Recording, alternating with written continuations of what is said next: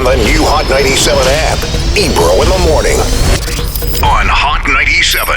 It's Hot 97, Ebro in the morning. Laura Styles. I don't even know why we're doing this interview, Laura. Why? Disrespectful already. I don't like this girl. At the start of the interview. This is crazy. I don't like this girl. This is ice cold. Why you got that little girl killed like that? She didn't do anything. Why you got that girl she's killed like that? She's dedicated to family, and family asked her for the phone, and that's what she did. Why you got that girl killed like that? You got to drop it. You know, like she's coming from a good place. Which place is this? The place of I like a boy, but my family asked for help, and I don't know what's going on, so I'm going to help my family who's protected me since I was young. So you file this under loyalty? I do. I do. I think everyone should, actually. Yeah, she grows up around guys who, they do bad things, but at the end of the day, they protect each other, and they take care of each other, and they feed each other, and that's her cousin. And so if he comes to her, that is, Ray Ray is her cousin. But cousin? Yeah, but when you cousin don't have... how? All right, real cousin, blood cousin. And like somebody's mom or dad is related cousin or by marriage?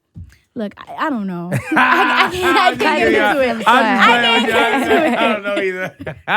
But yeah. Andrea Rachel, I'm saying it right? Yes, you are. Good to see you. How are you today? I'm doing great, thank you. Happy to be here. People come at you like that, though? They do. The craziest thing someone said was like, she was like, take this picture, but afterwards we got to square up. I'm tight. I was like, what? Yeah, so it's crazy. It happens a lot. People are so tied to the show. It's crazy. But that's actually a beautiful thing. That means A, you're doing a great job. Right. Yeah. Right. And B, obviously people are emotionally invested in something and they're gonna come back for more. I find it hilarious. I really do. To me, it's a good place to be at. So I'm just like, okay. Now give us some background on you. Where you from? I'm from Brooklyn. Nice. And and this is your first big role? Yeah, I would say so. I mean, it's Power, so it doesn't really get any bigger than that right now, unless, so. Yeah, it's my first big role. How long have you been acting for? Oh, wow. A long, long time. Going on 8 years, maybe, like pursuing a professional career. So, yeah, going on 8 years. I've done other things. Like, I've done Law and Order. I've done Britney Spears commercial. I've done another commercial. I've done Cyndi Lauper's commercial. I was like a commercial person for a while. So, yeah, I've had my successes, but nothing tops this. It's Power. So what feedback in your industry are you getting after this role? Even before this role, because HBO's The Deuce is coming out. I know. I saw that you're a part of that. But congratulations. Thank you. I actually filmed that first. Oh, you did? Yeah. So because of that, the feedback has just been skyrocketing ever since that period, because James Franco is a part of it. Yeah. And Have you seen the trailer for The Deuce? I saw the trailer for The Deuce. Ooh. I have to say, skeptical. What? Only because what was the HBO show they put out a few years ago with a rock scene? Vinyl left me. I was disappointed, and this kind of the imagery gave me that New York. And I was like, okay, here we go. It's based in the 70s? It's based in the 70s. It's about the rise of the porn industry. Right. Yeah, so, I mean, I see Method Man is in it too, right? Method Man is in it. With a perm. Meth got a perm. It gets crazy. We have a lot of people in it. Dope cast. You have sex in it? No. No sex. No.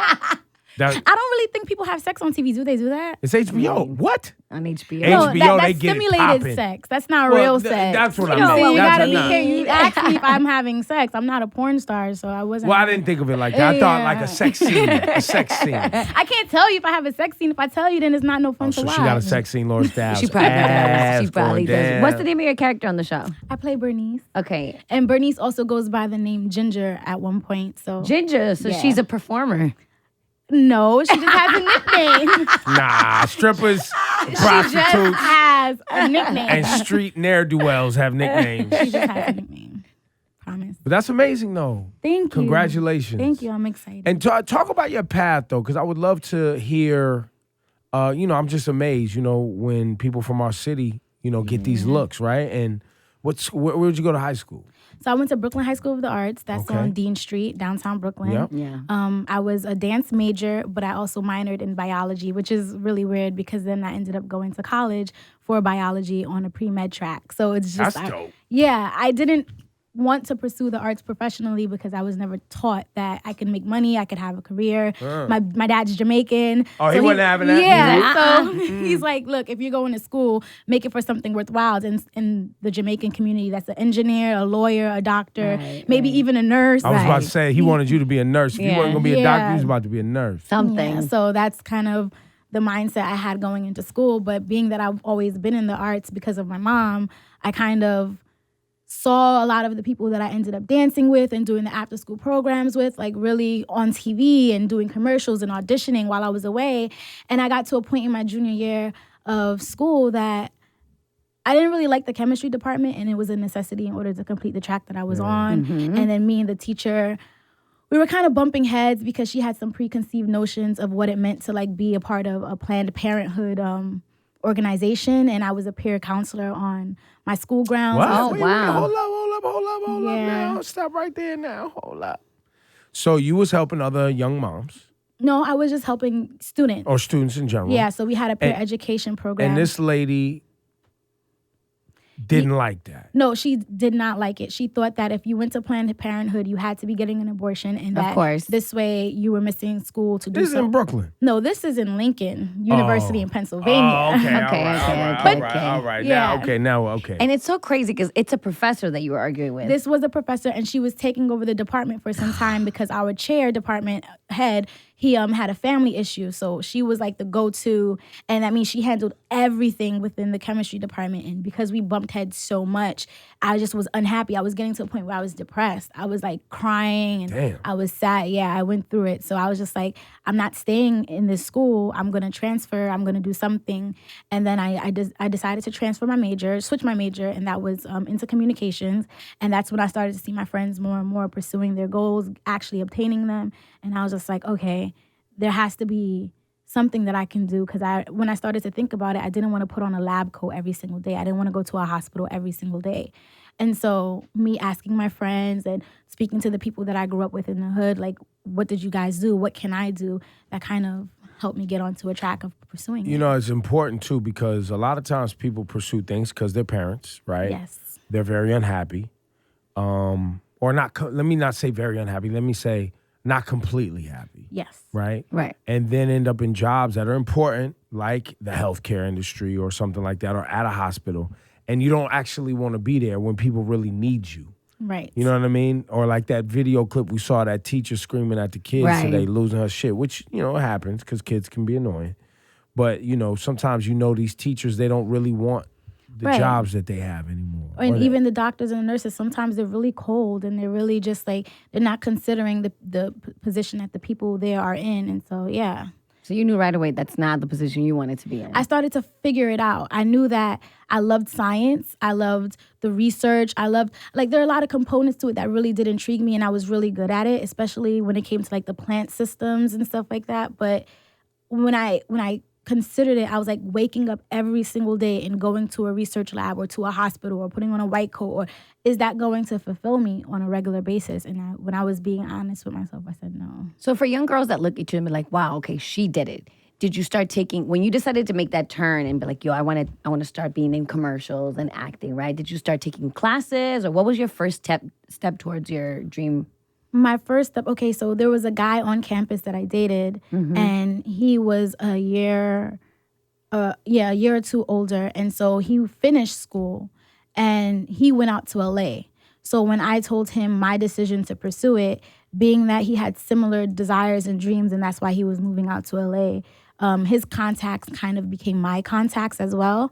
And so as he was learning, I was learning. So the very first thing I did was I ran everything past him. Like, does this make sense? Does that make sense? What are your people on your side saying?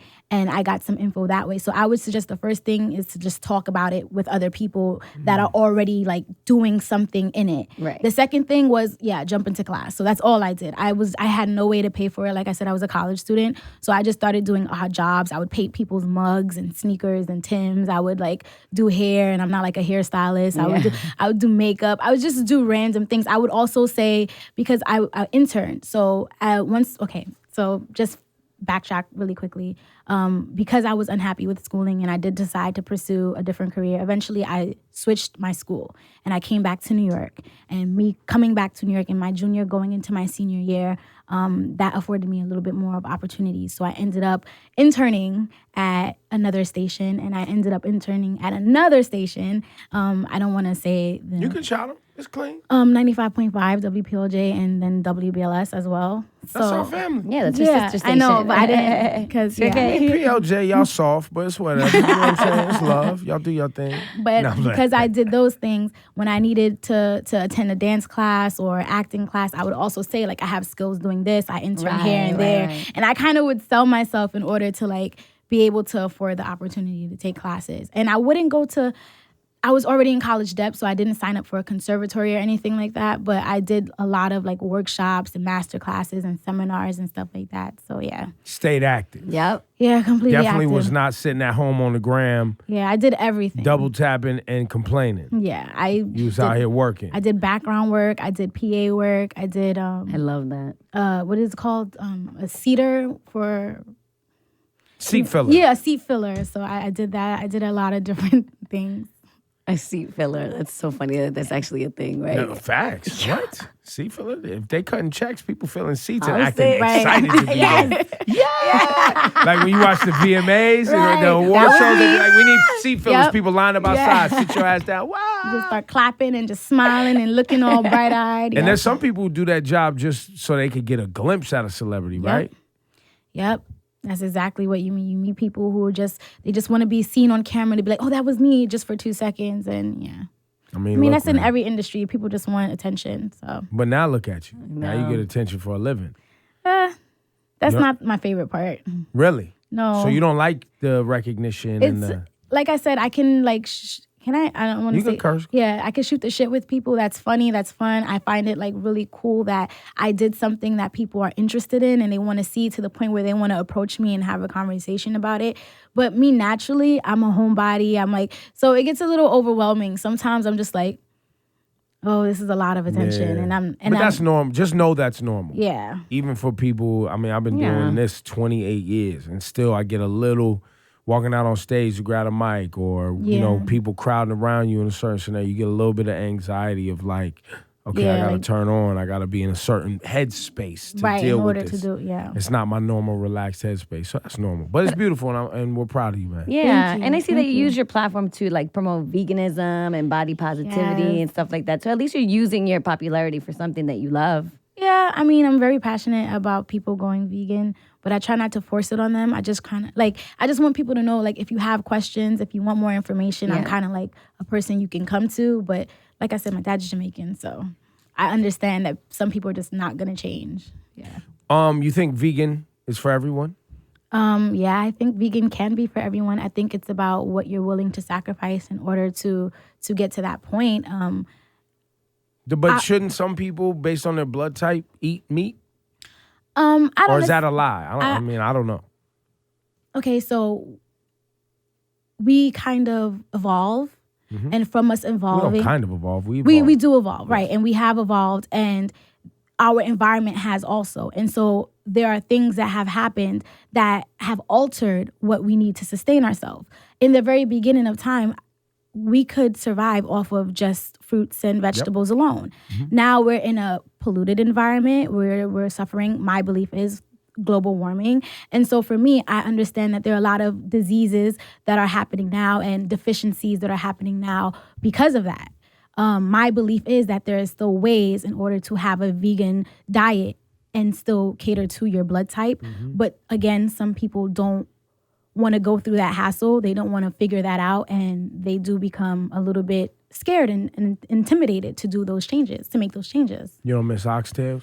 I never really liked oxtails. I was more of like a fish cheese person. You don't miss a little escovite fish? I do. I mean, I have. I went raw my first 2 years. Aki and saltfish? No, but I did. I did at one point. And then when I decided to my career was going a little bit better and I had some positive affirmations happen, I was like, okay, I can't do the raw because I'm not home enough to do the raw. And most things offered to me are going to be cooked or preserved in some type of way. And so from there, I was just like, okay, what can I realistically eat that are cooked foods? And me doing that, it kind of put salt and sugar back into my diet, and I started to crave the fish. I started to crave the cheese for like the 3rd year of my diet. But then other than that, I kind of got over it, and now I'm good.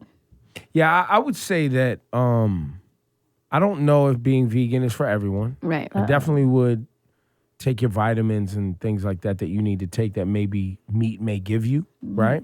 Right. If you need it. Or do the research, right? And definitely talk to your doctor. But I would also say, too, that a lot of people, when they go vegan, they end up eating a lot of starchy foods. Yes, this is and true. they end up eating a lot of foods that also contribute to diabetes and other things because of the sugar levels. So being vegan itself isn't just healthy, and that is a key point, and that's something that I'm very vocal about also, because I do believe in vegan junk food and vegan harmful food, and that's something that like pasta is something that is really hard for me to stay away from, but I know because you're addicted to a fiend. I am addicted to that sugar because that's sugar too. You know that. Yeah, so like for me, addicted. Look at you, but addict, fiend. Stop. Yeah, balance. But that's a good point. Like you have to really pay attention to what you're actually eating, and just because something's labeled organic or natural or vegan doesn't mean that it's good for you. You have to look at the sugar, the for salt, your body. Yeah, for your body. And everybody's body. While we say we're all the same, in many ways we're very different. Yeah. How our bodies break down food and yes, et cetera, et cetera. Listen, it was a pleasure meeting you. Thank you. And congrats on all your success. Thank you. Thank you so good luck much. with Thank you for everything. having me. So what happens next on Mount? Oh, I can't tell you that. But it gets really good. So what you about to do? Can't tell you that either. But it gets really good. You about to really get active. Yeah, huh? something's happening. You about to get active. You about to get active. This is a beautiful time of my life right now. I'm having fun. So you're basically like, Ebro, do not ruin my deal because you know how 50 be on the gram tripping. I signed a contract. I just came up here and let loose, and now 50 roasted me on his gram, and I'm finished. Yeah, no. Yo, give it up. Andrea Rachel, it's a pleasure meeting you. Thank you. Thank you so much. Yeah.